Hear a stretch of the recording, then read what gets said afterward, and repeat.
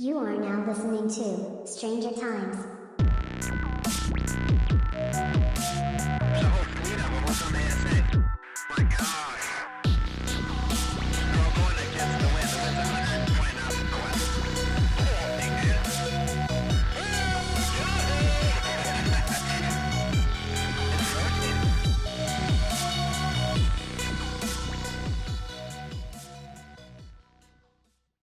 Hello and welcome to Stranger Times. I'm your host, Jacob Carson, and today we are joined by Madhav Subrahmanyam.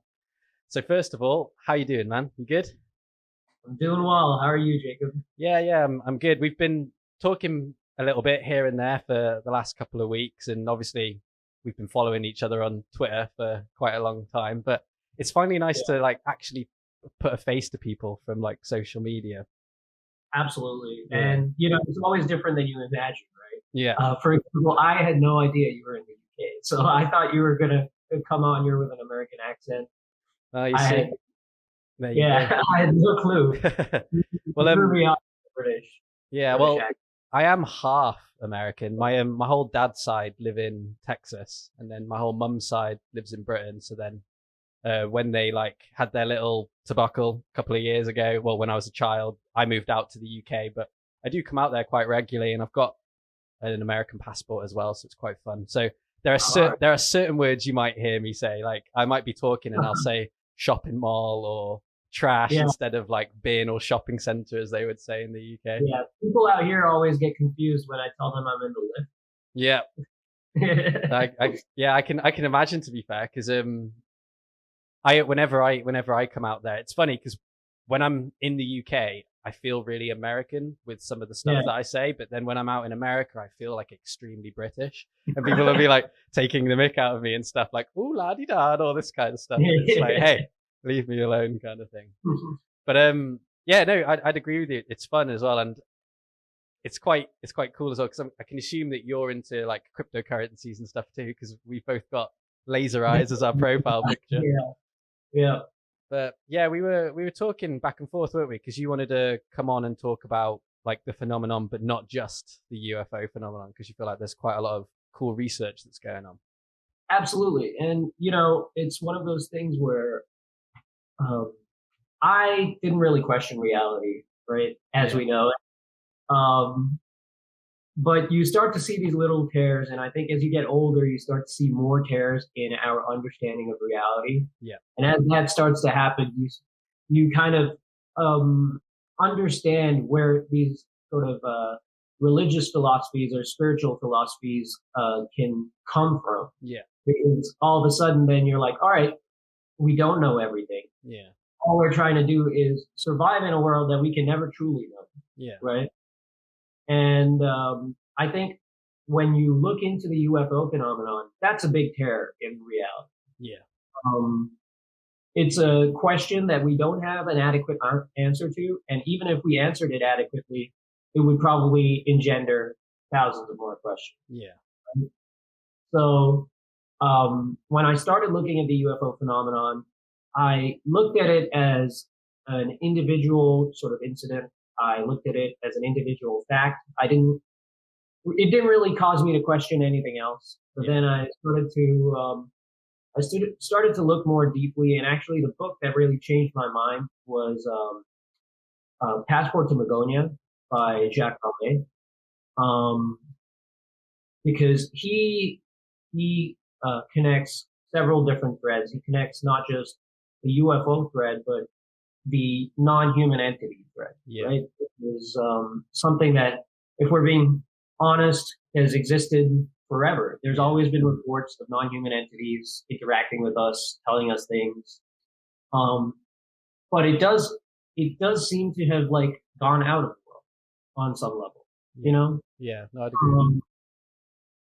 And so what is very interesting to me is an investigation of what is happening to us. And if you accept Jacques Vallée's premise that it's a feedback loop, right? We feed the phenomenon, and the phenomenon feeds us, and it's leading us to some greater goal. Yeah. It becomes a very interesting question of how are all these things intertwined? Because obviously, as someone who's interested in UFOs, I'm sure you know about Hal Puthoff and his research before coming onto the ATIP project, which was with Stargate and remote viewing. Yeah. And there seems to be some connection, at least based on the assertions from numerous people, that the UFO phenomenon has something to do with the question of consciousness. Yeah. When you look deeper, you start to realize that whatever this thing is, it's not just a case of objects in the sky.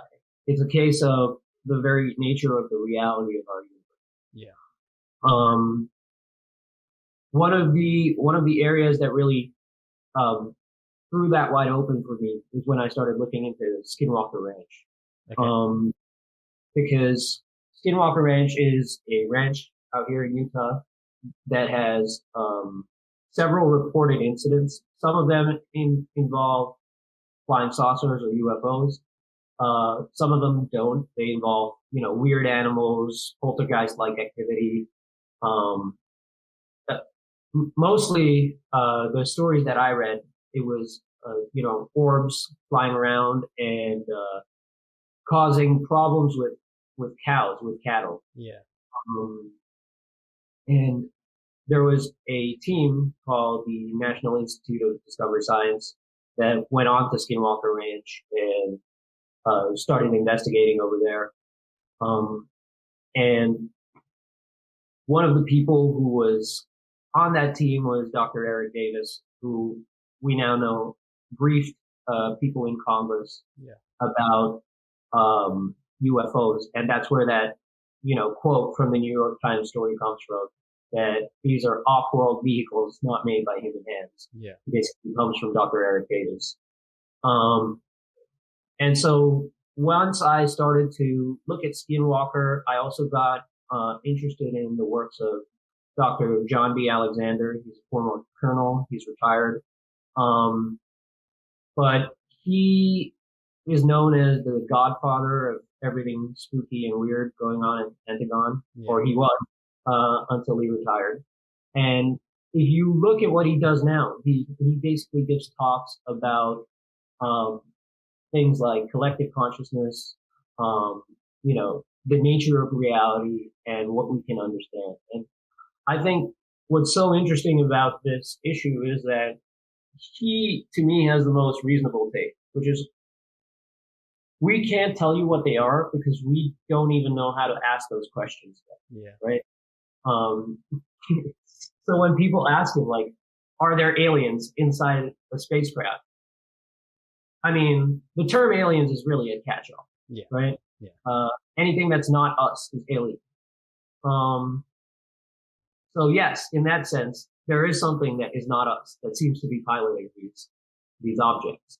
But at the same time, to say what they are, where they come from, to assume that they lived on another planet in a civilization like ours at some point, and now they're arriving here to study us or investigate us. These are all things that we would do to other creatures. Yeah, and so we do it to other creatures as well. Like we will go and move like an ant's habitat or something in the name of science. And even though to those ants that might be quite a traumatic thing, if we've got to move a few of them or look at a few of them or change their habitat for the greater good of that ant colony, we're looking out for them kind of thing. And it's like that. It could be like that, like you were saying. Absolutely. And just as you said, the reasons that we move an ant colony are fathomable to us, but to an ant, they're completely unfathomable, right? Yeah. There's no way I could explain to a creature that lives on a scale that is completely different than mine why I have to move its entire home so that I can make a footpath. Yeah.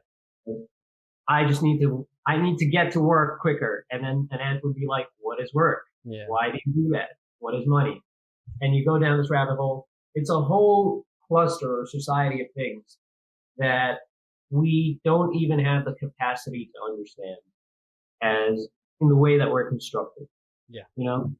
And that's why I think spirituality or a religious approach to these questions is actually more reasonable than not. Yeah. Because if you're not going to get to an empirical scientific answer because you don't have the tools or the senses even to understand and comprehend these issues, all you can really fall back on is repetition, right? Yeah. And we have thousands of years of repetition and evolution. What is a religion or a spirituality other than, people saying, look, this was the worldview that we constructed. Within this worldview, as long as you perform these rituals, do these things, you will lead a good life. Yeah. At least according to us, right? It's why, it's why when you meet a good Christian or a good Muslim, right? Yeah. They're very kind people, right? Yeah. Because they follow their religion, the word. Yeah. And the religion is really just a guidebook for how to live your life by your ancestors. Yeah. Based on what worked for them. And so I think, when I was younger, I dismissed religion and spirituality pretty quickly out of hand, just because I was always an empiricist, right? Yeah. And I grew up understanding that the material world is what is real, and all the rest of that stuff is just stories. Yeah. But even if you read into physics, the material world is a construction of many small subatomic particles that are excitations of a quantum vacuum. Yeah. Right. This is what I was just about to say. This, it's like I agree with you. I kind of not like fully turned my back on it, but I was kind of the same as you. Like dismissed it. It was like, this is kind of, we can like actually look into like the material world. And when I was younger, it's like, we can't look into that whole like crazy conscious world, so it's probably not true kind of thing. Let's move on with this. And this is something that I do believe, I agree with you about, like the phenomenon is that there are so many aspects to it that can completely change the way that we think, the way that we comprehend ourselves, the base reality that we're in. And I find it really interesting because this topic as well, it goes two ways with the average person. Like either it scares them and they want to shut off from the conversation and they're quite willing to make jokes about it because it almost messes with their reality and their idea of what everything is, and they don't want that shattered.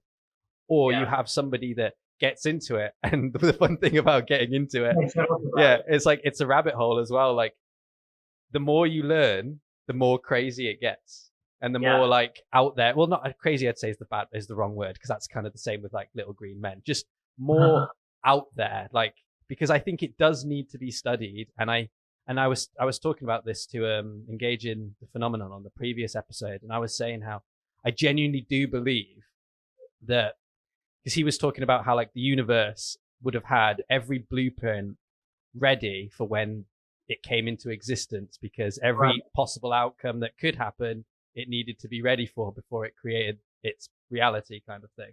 And we were talking about like blueprints, how like all suns are circular, all planets are circular, and how they operate and stuff. It's all similar. And is there an argument to be made for intelligent life? Is it bipedal? Is it mammal? Like, how does intelligence work and stuff? But then we were talking about how you could also argue like intelligence and wants could play a huge role on this too. And I'm starting to, this is my belief, so nobody come after me if it's wrong in the future, but I'm starting to think this idea that maybe there might be more than two, but maybe there's like two routes that an intelligent species can go down, where it's like a materialistic science or like metaphysics, conscious kind of science. And I think we've gone down the route of more materialistic and like nuts and bolts and technology. And I think you can get to the same point as maybe a species that goes down the more spiritualistic path. It just takes different times. And I find that's what's so interesting about like when you see these ATIP leaked presentation slides and stuff, and they're talking about like conscious interfacing technology and stuff like that. And it's like, that's so cool. But I can also understand how to some people they would be like, oh, that's ridiculous, because it does sound like something out of a sci-fi film. Psychotronic weapons. I mean, come on. Yeah. It's crazy. But at the same time, like, if you'd have, and I know everybody always says this, but it's so true. Like, if you'd have given an iPhone to a human 400 years ago, they would have lost their mind. So looking at these kind of crafts in the sky that are doing things that our physics necessarily don't say that it should be, it's not that, oh, well, that doesn't exist, or we should dismiss it, or we should brush it under the rug. It's like, well, hang on a minute. The approach should be, if that exists, then everything we are doing might be wrong. We've got pretty far so far, but let's not assume that we are the biggest and most baddest thing in the pond.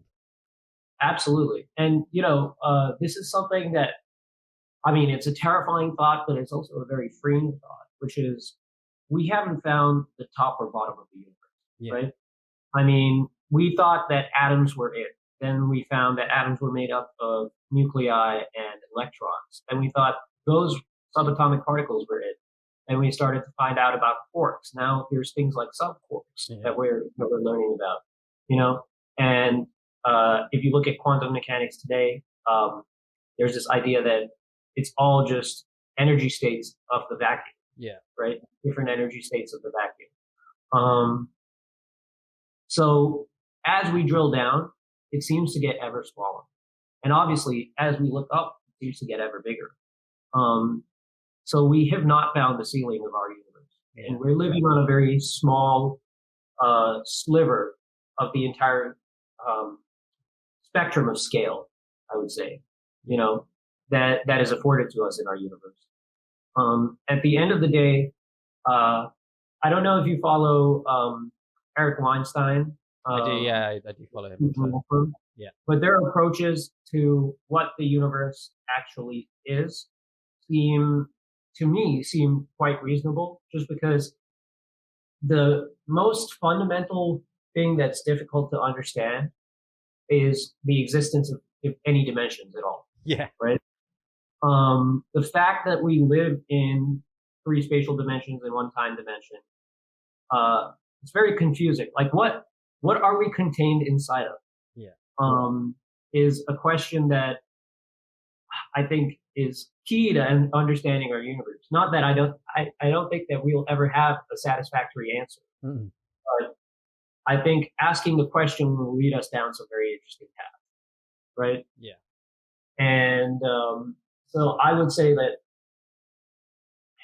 when we look at the scale of our universe, it's almost hubristic to assume that we are somehow at the center of it all. Yeah. But there seems to be a component within ourselves, which is consciousness, that we not only don't understand, but that seems to be connected to not just my immediate surroundings, but everything else in the universe. Yeah. That's the only explanation, I can find for remote viewing. The phenomenon of remote viewing to me is exciting and interesting, not only because it's crazy and weird and breaks all the laws of science that we know about, but also because it's something that's testable, repeatable, something that we can turn on and off. Yeah. So we can measure it, right? Yeah. These sorts of breaks in reality are the ones that we need to investigate the most, because as interested as I am in UFOs and flying saucers, the fact of the matter is that we don't control when they show up or when they don't show up. We don't have the ability to measure and test them because we don't know when they're going to do something or how to make them do those things. Yeah. So we're completely at the mercy of the phenomenon in that case. But we do have pockets, and I would even put, psychedelics into a similar pocket. We do have pockets where we're able to test and control things that seem outside of our scientific worldview. And so I would say those are the places that we need to investigate most, especially now that we know that they're effective, they exist. One of the things that's very interesting to me is, despite the fact that, remote viewing seemingly has scientific backing from the DoD, nobody looks into it. Nobody has any questions on it. I've looked at Dean Radin's papers He has I think it's called the Global Consciousness Project, GCP, and he does something different. He tries to measure statistical anomalies in electronic devices based around large globally traumatic events. So, for example, 9/11, he measured a spike. The problem is, I forget who said this, but there's lies, there's damned lies, and then there's statistics. Yeah. Right? So it's very hard to prove or disprove anything with statistics because you can adjust the numbers almost any way to support your argument. So to me, the more interesting kind of research is the stuff that they were doing at the Pentagon, where they would have remote viewers actually try and observe certain objects in Russia, for example. I actually spoke to some people who practice remote viewing, and I asked them some questions that I thought were pretty valid. So they said that you can remote view into the past, and so I asked them, can you remote view into the future as well? And they said, yes, right, you can. Then I was like, is there a limit to distance? They said there's no limit to distance. At least you can remote view Mars if you want, right? It's more a question of coordinates. Yeah. So what's interesting to me is if we take that to its extreme, does this phenomenon of remote viewing move faster than the speed of light? What I mean is it able to, for example, view something that is going on right now at this moment on Mars, where the light would not be able to reach us? Because then there's a sense that there's information processing happening that is faster than what we thought was the fastest information process that can happen, right? Which is light. And the reason I ask those questions is they seem like simple questions. They seem like, getting stuck on the nitty gritty details of what is a much more exciting, larger phenomenon. But the reason I ask those questions is because it's important for us to shift our understanding by a little bit. Like, we have a current model of the universe. It may be wrong, but that's the model that we have. And our goal is to expand that model as far as it will go until it breaks, right? Yeah. So that's one of the reasons that I look at remote viewing as the key to this whole question of like what's going on with UFOs and phenomena at Skinwalker Ranch, is because remote viewing seems to be the only testable way for us to engage with the rest of high strangeness. Yeah. What are your thoughts on that? I find that really interesting because it was like some of the other stuff that you were mentioning too. Like, obviously, even at like the quantum realm now, you've got stuff like quantum entanglement, where you can also make that same argument about information somehow traveling quicker than light, because it's like having the two particles on different sides of the universe. One flips, the other one knows. And maybe it could be something like that, where all of consciousness is quantumly entangled across the universe. And that's why the UFOs are popping up, because they're remote viewing here because there's consciousness here. They can't remote view places that aren't. But then obviously that wouldn't make sense, because it's like you're saying, people have remote viewed Mars and stuff, and to our best knowledge, there's nothing there. But it's interesting. Well, actually, the paper that I read about remote viewing on Mars, sorry, I didn't mean to cut you off. No, it's fine. The paper that I read, it gets really weird once you start reading these like CIA documents. I was going to ask you, is this the CIA one on Mars? Yeah, I've checked this out too. It gets really weird, doesn't it? Isn't there like beings that are in pyramids and stuff?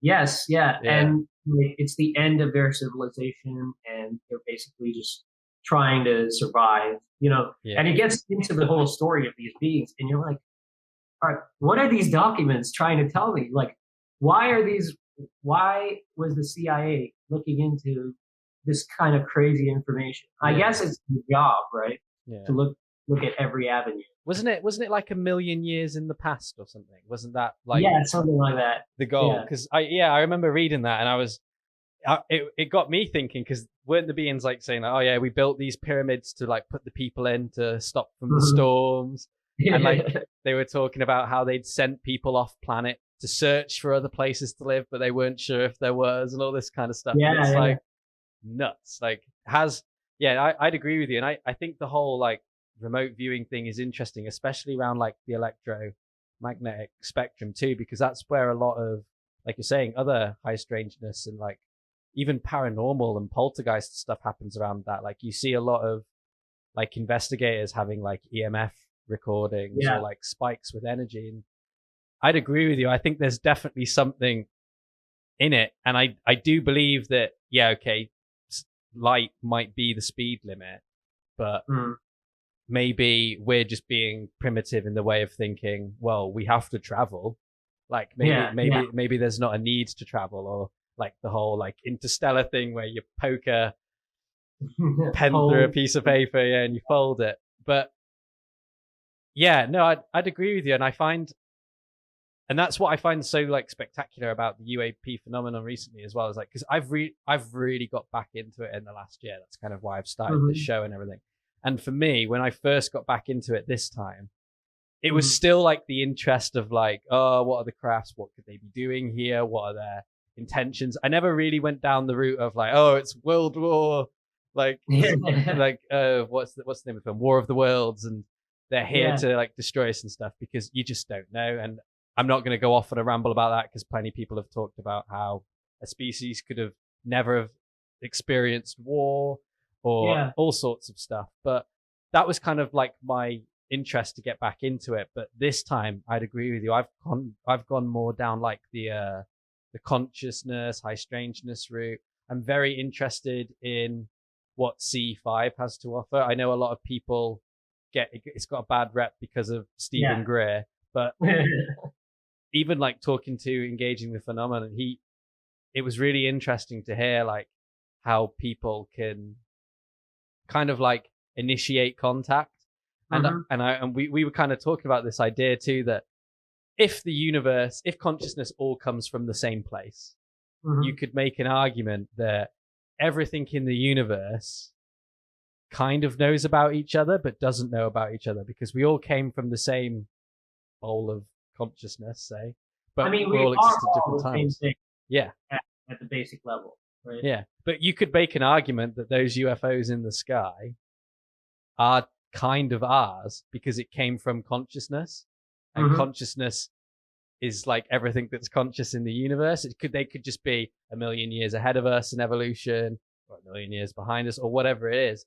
And I agree with you. I'm beginning to kind of like see a lot of connections with the idea of like consciousness, remote viewing, and then I'm also applying those ideas to the UAP phenomenon, thinking, well, are these crafts physically showing up, or is this somebody like remote viewing themselves here, and they've just got the technology to transport a better like way of seeing it, kind of thing? Like this might sound crazy, but you could imagine like a almost like an arcade booth that you could walk up to, plug yourself in, and then like Google Earth VR, go and see anywhere in the universe, but using your mind, because it's faster than physically traveling there. And it could be something like that. You could have a super high-tech advanced civilization that have figured that out, or it could go down the other route that a lot of people like to talk about, where like it's us from the future and we're like going back and looking through consciousness. I don't know if you've heard of Michael Masters. He's a professor. I haven't, no. He wrote a book. I think he's an anthropology professor. He wrote a book called Identified Flying Objects. And his theory is basically that UFOs are us from the future. Yeah. If they are us from the future, I'm going to be honest, I'll be thoroughly disappointed. I'll be very disappointed if it's just us. Yeah. Because there's so many other possibilities of what it could be, you know? Yeah. But I think asking the question of what it is doesn't really ever get you anywhere. Like, what is the sky? We don't really know. We can understand what it's composed of, you know? But if you ask me what those things are, I can only give you what it's composed of. And it's like that all the way down and all the way up. I can only tell you what things are composed of, but I don't know what anything is. Yeah. or what its purpose is.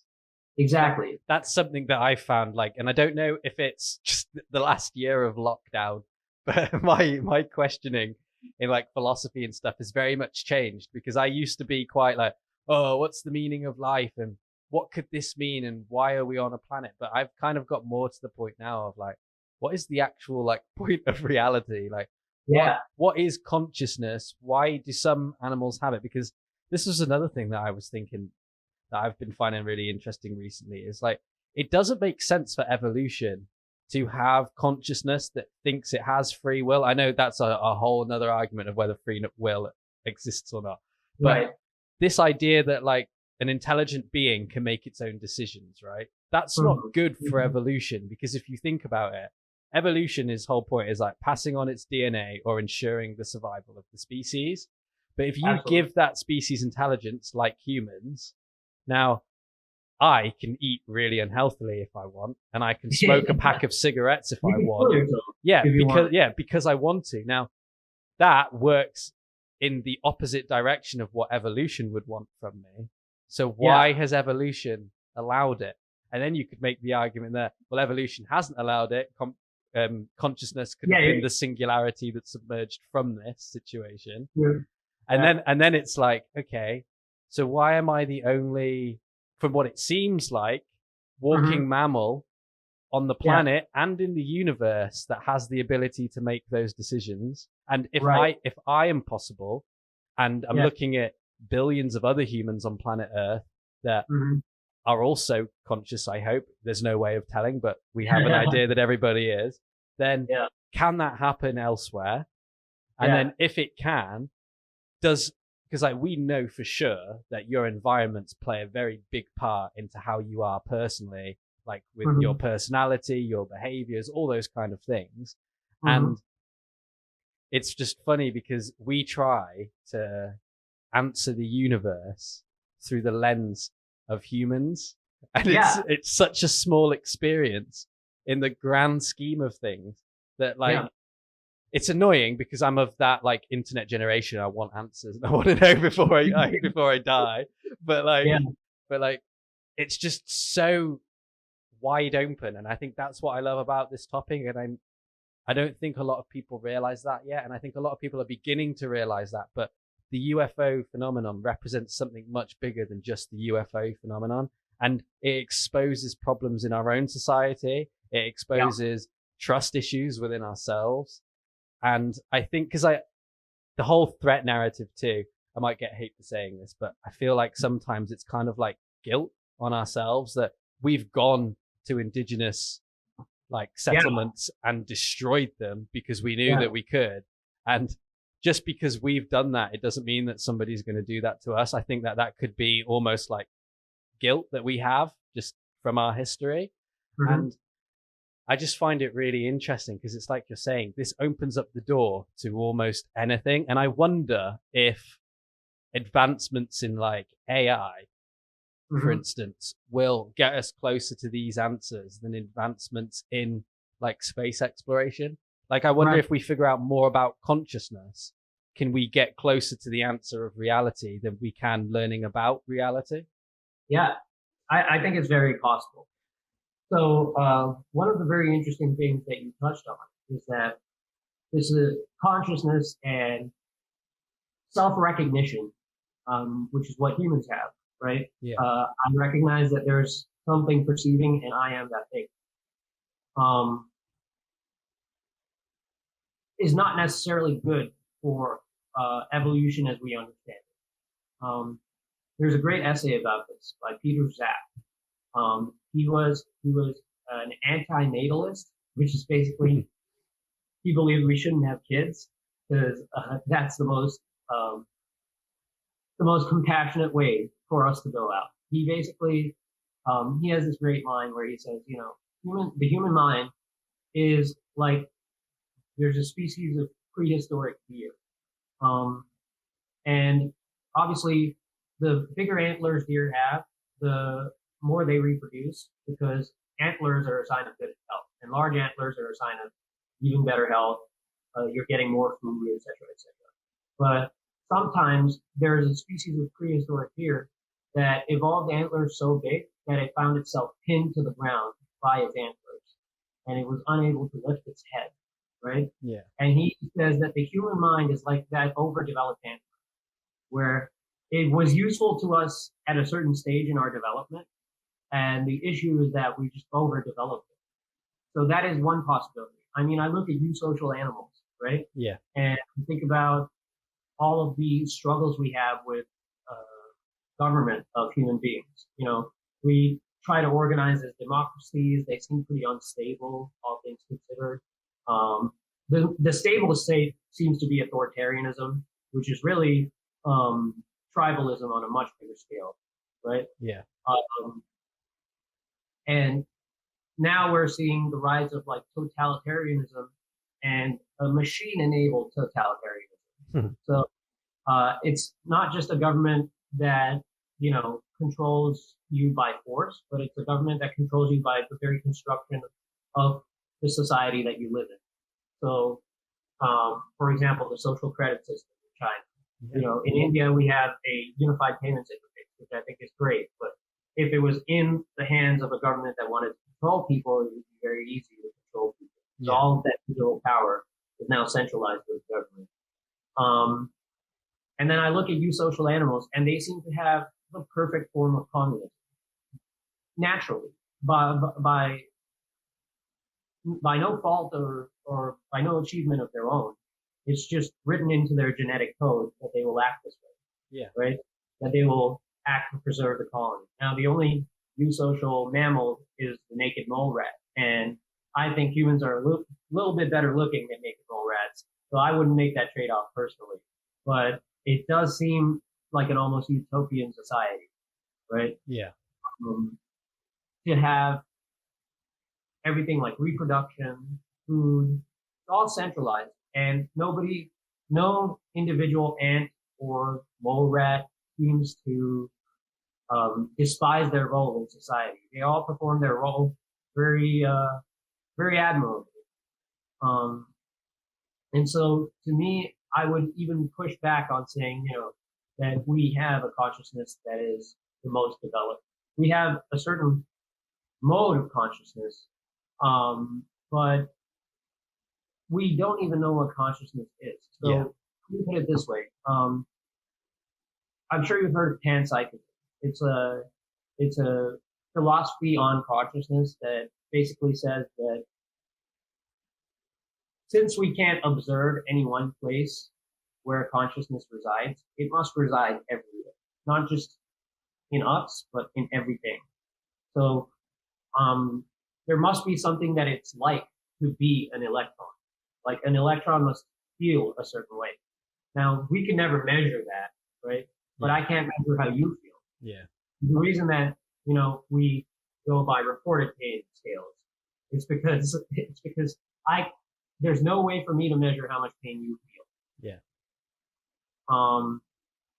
And so as I've been investigating these things, I've gone closer to that sort of idea that everything might have some quanta of consciousness that when it aggregates up to us, results in, you know, a being that feels that it has control over its actions, even though it may not actually.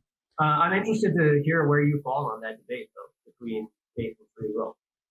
Well, just quickly into your part about like consciousness and maybe everything being consciousness. I find that an interesting like discussion too, because over on the other podcast that I do, The Infinite Void, me and my co-host have had like regular discussions on like AI and like trying to talk about where it might go with like its ethics or what it might be used for in the future and how it can understand, how it can help humanity. And we've often talked that like when it comes down to it, like essentially consciousness is data aware of itself processing data. And if you take that approach, then almost everything is conscious because it has to like know what material it is to be that material, or it has to know that it's a sound wave to be a sound wave to make the sound, or whatever that it is. And I find that really interesting because I do believe that like the more that we do with AI, it could end up in that route. And I wonder what that will be for like us in the future to know that maybe all those, I don't know, Nokia phones that you had were actually considered somewhat conscious, but you just treated them as like some kind of device. But in your question to free will, I don't know. I'm super on the fence. I've been talking to my partner about this one quite a lot this week. I've been blowing her mind a little bit because I've always been one of those people that has kind of been like, well, everything happens for a reason. Not so much because I know there is the other side to that, and it's like, well, people that say everything happens for a reason are just making excuses for not doing anything. But I could see the other side of it too, where it's like, I do believe that everything happens for a reason because, you know, you can randomly get an interest in something and then you see it everywhere, or something can come up and you can like miss out on an opportunity, but then another opportunity opens, and things seem to come in like waves almost. Like if you've got some good things going on in your life, the likelihood is you'll have a few good things and then it'll be like a few bad things, or if you want to call that karma or whatever you want to call it.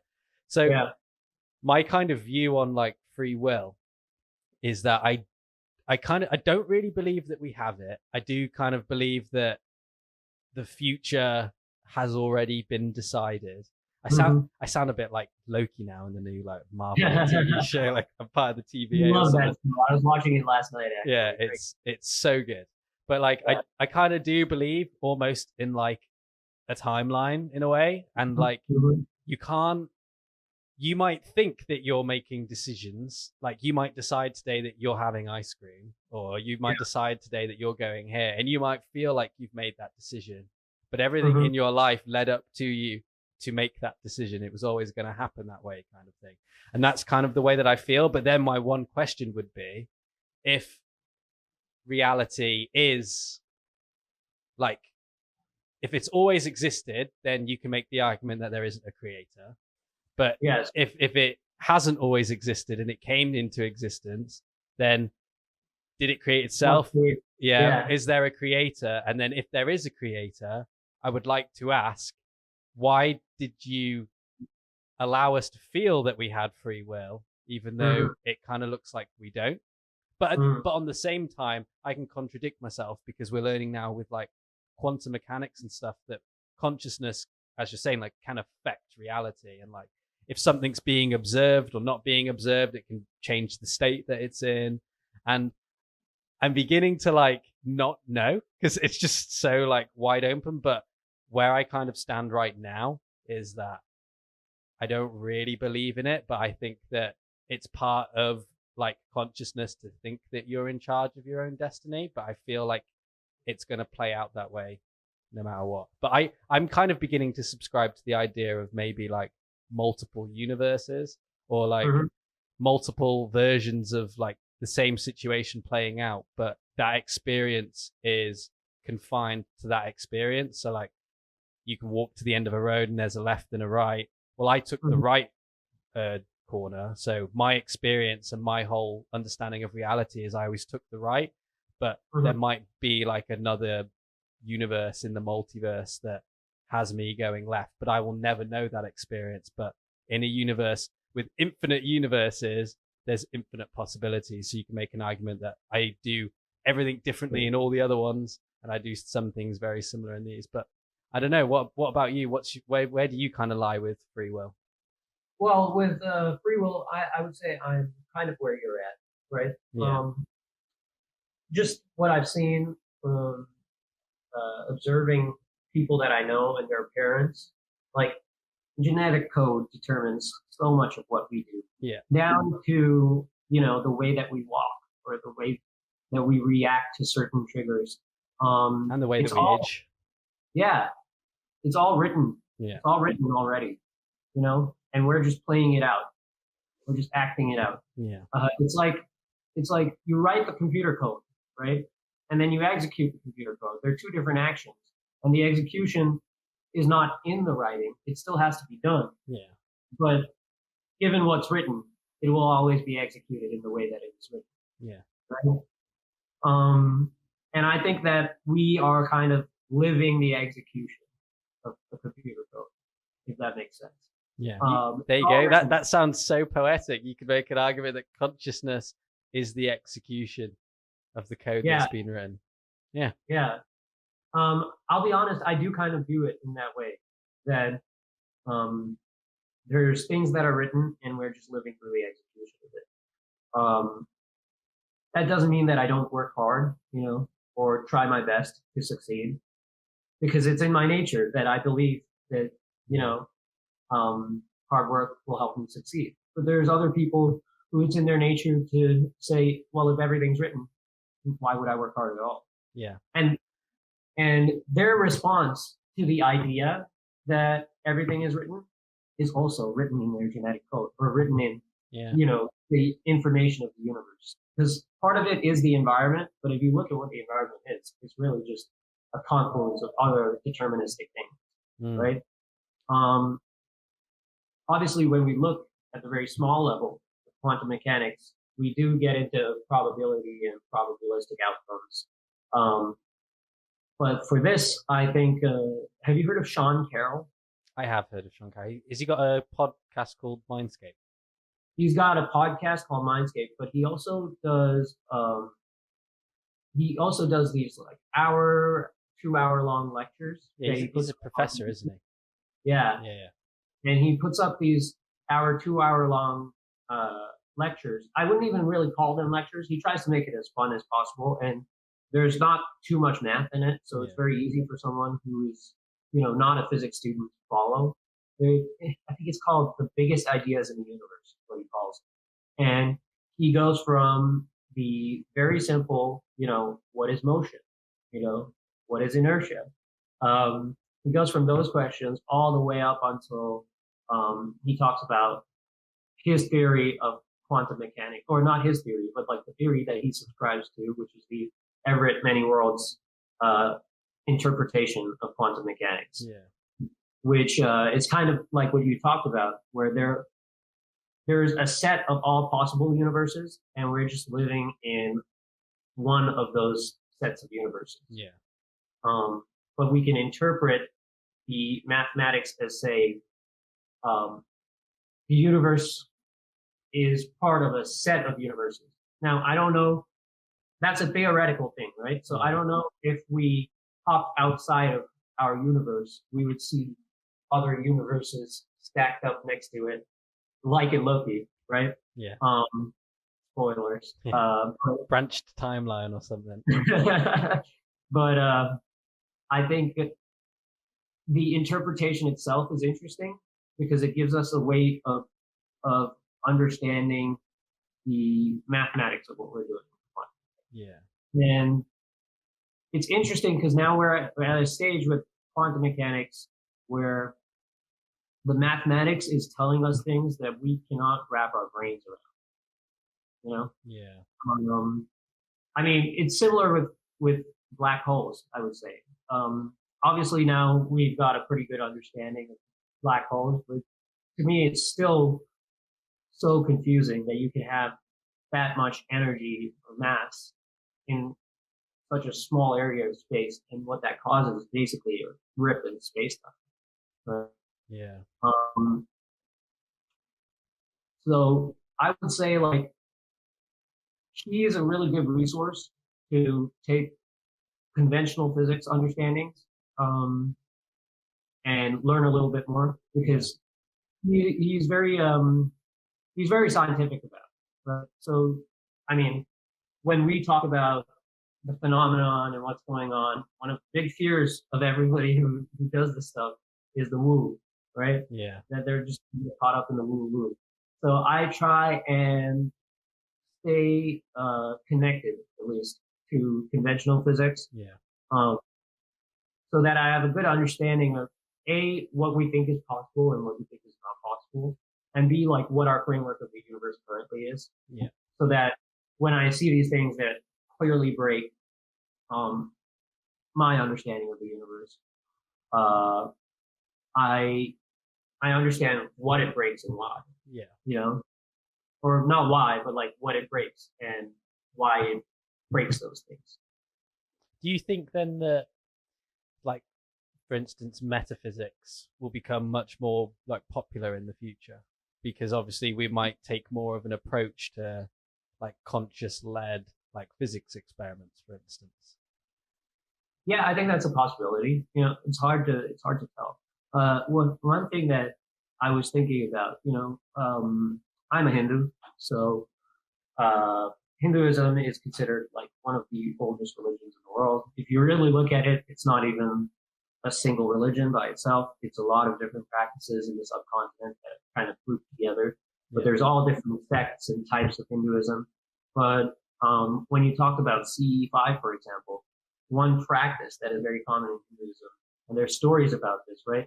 Where if you wanted to speak to God, what you had to do was you had to find a secluded place and you had to go meditate and call him mentally, just call God, and God will appear in front of you, which is very interesting because it's very similar to at least from my understanding, to what CE5 is. So maybe you can explain CE5 a little bit to me, because I've heard about it, heard people talking about it, but I've never actually heard what the process actually is. Yeah, so I'm new to this too. I basically got taught it last episode with engaging the phenomenon, but from what I understand is you kind of go to a secluded place or somewhere that's like calm and peaceful, not like loud, and you can either do it alone or you can do it with a group of people.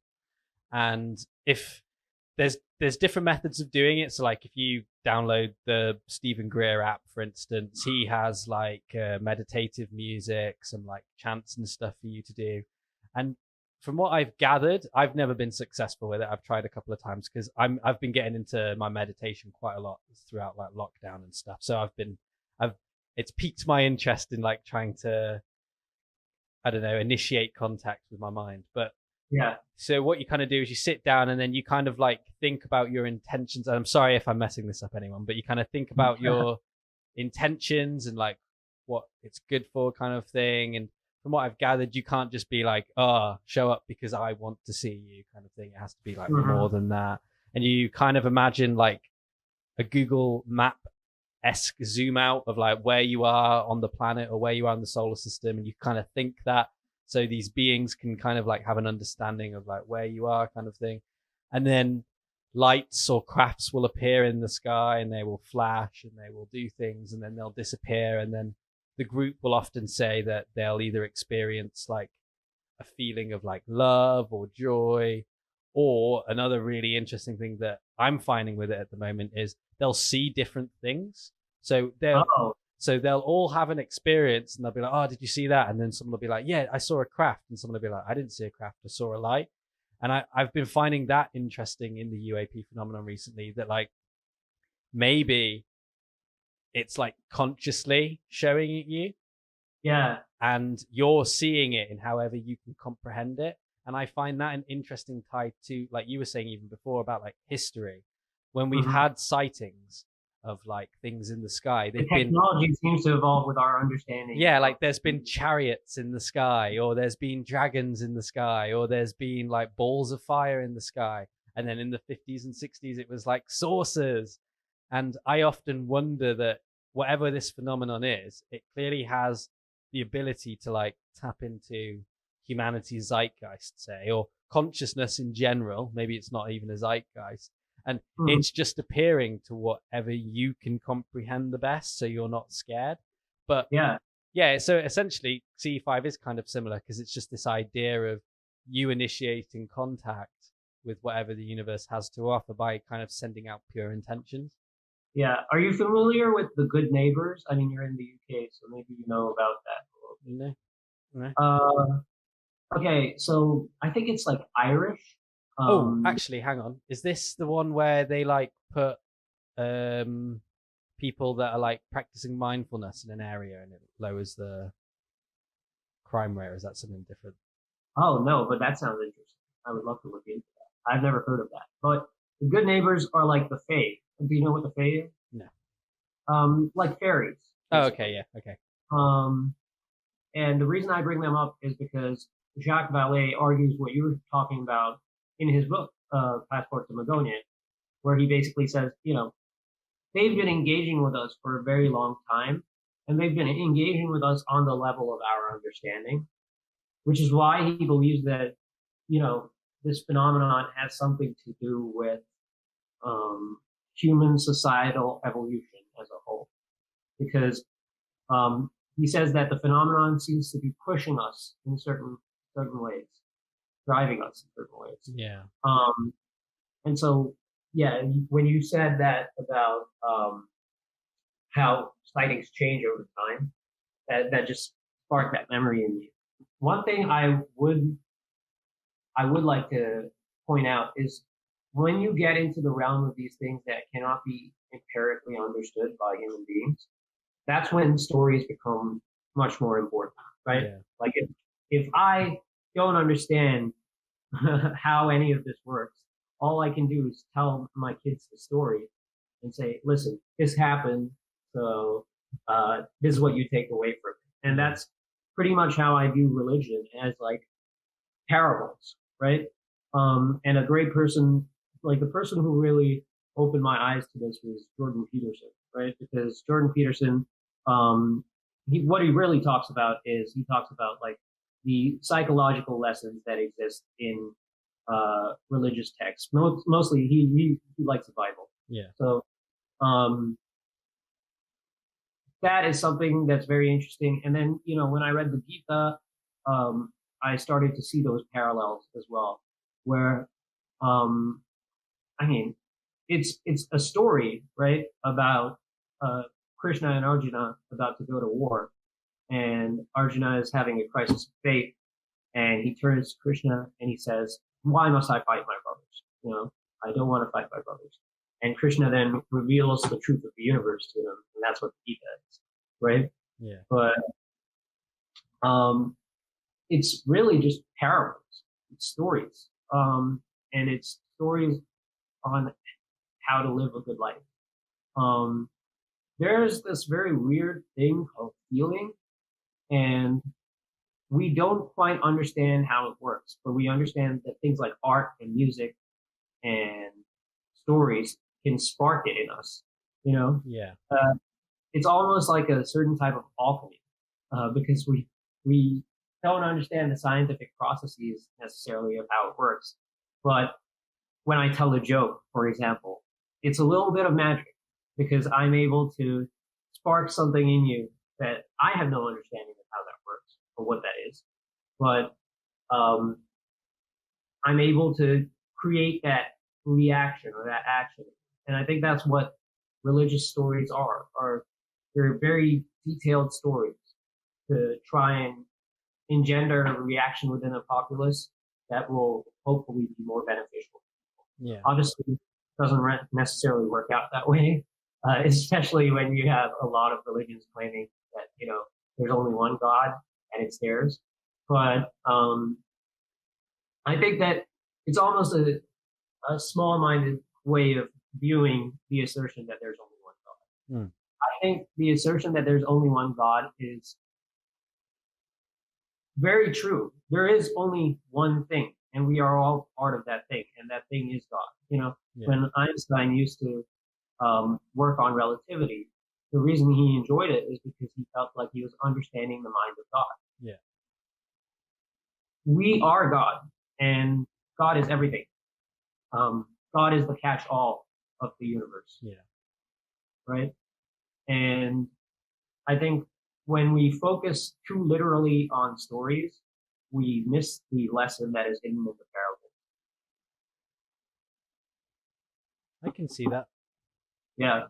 I can see that. I think I'd agree. It's weird that you're saying this too. It's kind of just falling back to what I was saying earlier about like how everything happens for a reason and falls into place. Because I was literally talking to my partner yesterday about how like religious stories were to like they have like meaning to them, but like there's two different ways that they get interpreted. Like there's the one way that, oh, it's not about the people in this story doing the thing, it's about like what they took away from the story, like what actions were carried out, kind of thing. And I can agree how you're saying that, and I've often felt that too, that like everything is kind of just one. Yeah. Or like maybe even consciousness itself is like the thing, as like you were saying at the start, that's like that all religion is formed around, because it's a very big like oneness. Like a lot of people talk about like when they die in the afterlife and stuff, that they feel like they're returning back to something, or when you're born, you feel like you've been stripped from somewhere kind of thing. It's like, it's like this idea that you are part of that. And I think even if you're not religious and you want to just take like a completely materialistic view, like whether you like it or not, you are part of this universe and this reality. Even if you want to go down the route that it's a simulation, well, it doesn't matter because you can't leave it. So you're still going to have to go to your job on Monday, even if it is a simulation, and that's just the way it is. And if it ends up being one day that like there is no purpose to it, then hey, that sucks that your existence was in a simulation that had no meaning, but at least you found meaning in it because you got to talk about what it could possibly mean, kind of thing.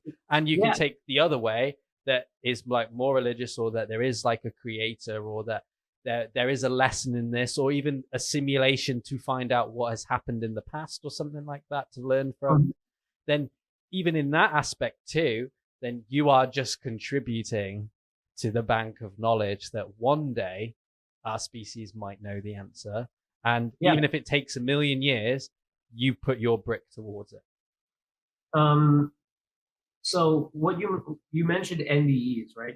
Near-death experiences. Yeah. And I was, or near-death experiences, or post-death experiences for people who then come back to life. I looked into that, and I found it very interesting because it does seem to have a religious component to it. Yeah. Especially when they talk about, they watch their entire life and they're being judged, but they're not being judged by anybody else. They're being judged by themselves. And they see everything good they've done in their life and everything bad they've done in their life. And they're disgusted by the bad things and they're uplifted by the good things, right? Yeah. And in my mind, isn't that what heaven is at the end of the day? If you do good things in your life, you will be uplifted. You will feel great at the end of your life when you die, Yeah. And if you only do terrible things in your life, you will feel terrible when you die. So that's my little conception of that portion of reality.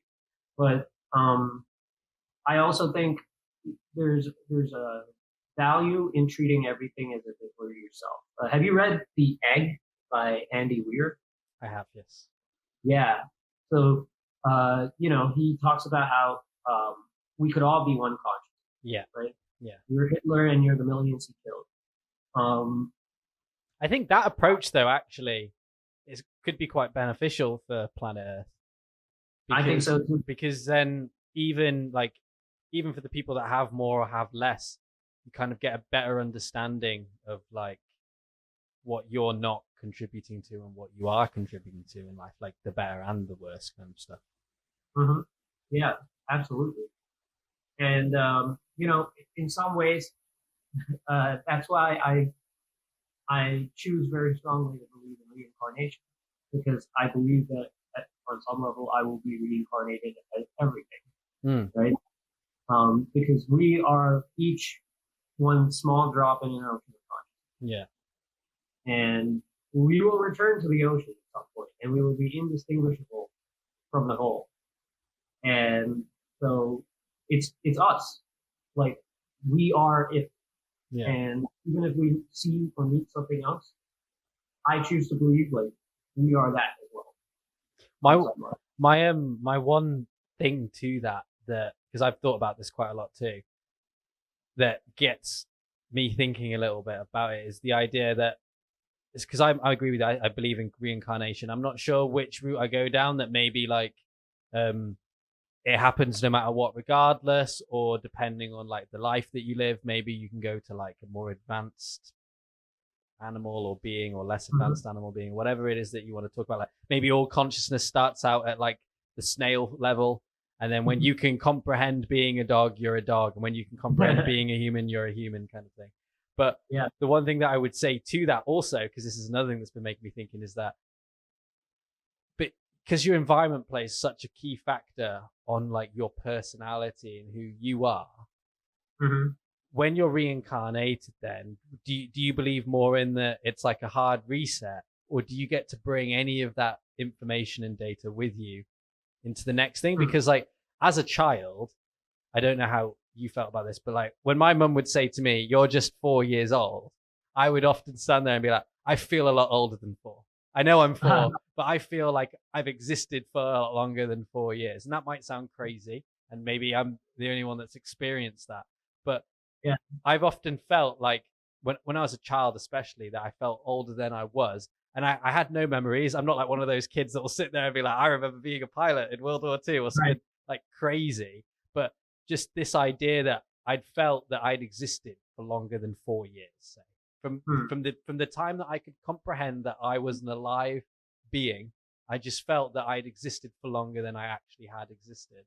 And I often wonder that in that then with reincarnation, that is this my first time and I've never been reincarnated before because I can't remember anything, and going forward I will, or I'll have like parts of it kind of thing.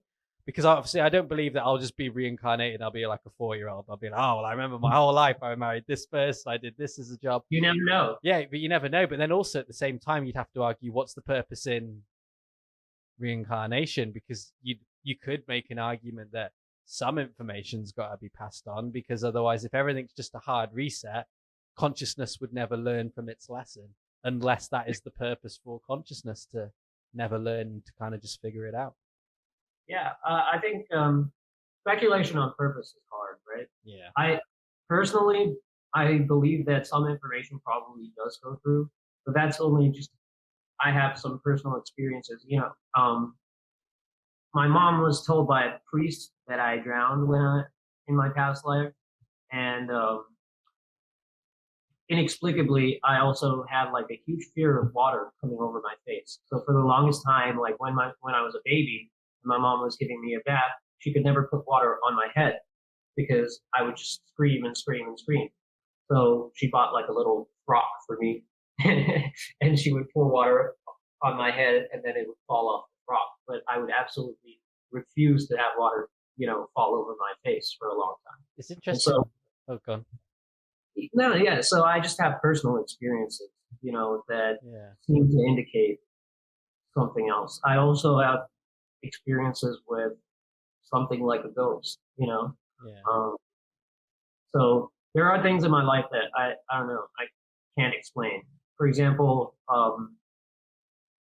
I had an older sister who passed away, and my parents never told me, so I was their first oldest child. And I told my mom, like, I have a friend who plays with me. And she was like, "What?" And I was like, yeah. She wears a skirt of leaves and she plays with me. And she has green eyes like our dad. And that's when my mom sat down and told me, that they had another child, and her name was Marisha, which means like a skirt of leaves. Yeah, it's weird. I have these experiences, right? And so there are things that I can't deny in my life that point to something more. But I also recognize that, there's a lot of people who say they have these things and, it doesn't really make sense and you're not really sure. Because I was a kid, so, maybe these memories have sort of been planted through repetition of the story, because obviously I've told the story many times to people who are close to me. Yet at the same time, I had this unshakable feeling that it all happened and it was all true, And I sense that you have that same sort of feeling about when you were 4 years old and feeling like you were much older, in the sense like it's something that could just be a figment of your imagination, but it seems more real than that. Yeah, I'd agree with you. And it's interesting what you just said as well about the whole like priest thing, saying that you were like you must have died with like water, because I've never thought about it like that, but I've often joked, because I've always been kind of a believer in like reincarnation and stuff. I've often joked that because I'm really bad with blood, like I will just fake straight up, and it's not like I get funny with it. I just go weak. Like I'm not even like, get me away from it, I'm freaking out. It's just if I see it, poof, on the floor, I am out, weak as anything. And I often joke that, oh, I must have had a horrific bloody previous like death in my life, because whenever I see it now, my brain instantly just goes down into like shutdown mode. It's too much kind of thing. And it's weird that you've said that, because I've often thought that, but I've never said it out loud. And you just said that. And literally like 5 minutes ago in this conversation, we were saying about the idea of like everything happening for a reason and lining up and having discussions. So that's interesting. But I've just seen the time and saw that we're coming up. So we will definitely have to do a part 2 in the future if you're down for it. But have you got anything to promote? Where can people find you on socials if they just want to follow you and talk to you about anything that you've spoken today? I have nothing to promote, but you can find me at MAD and then my last name, which is SUBRAHMANYAM. Awesome. I will also put that link in the description below for everybody listening, so you can go through and follow it. But I've really enjoyed today's conversation, man. I thought it was awesome. I'm totally into all of this kind of like high strangeness stuff, contact modalities, consciousness, like the whole philosophy thing. So I'd be definitely down. Thank you so much for having me on. Hey, it's my pleasure, man. I love talking to people, and like this conversation today, you've opened my mind to a load of things, and hopefully I can get you on again in the future and we can talk about some of these in more detail, because I think it could definitely be done. There's so much to cover in the future. But yeah, thank you so much for coming on. Yeah, absolutely. Thank you. Hi everyone, it's me again. I just wanted to say I hope you enjoyed this week's episode. If you want to follow us on social media, it's at Strange Times on Twitter and at Stranger Times on Instagram. So head over there and give us a follow to keep up to date with episode announcements and when new episodes are going to be dropping. And if you're listening on Apple Podcasts, make sure to give us a nice review, because it helps with ranking and getting the podcast in the charts. And if you're listening on Spotify, make sure you're following us so you can be notified when new episodes come out. Thank you.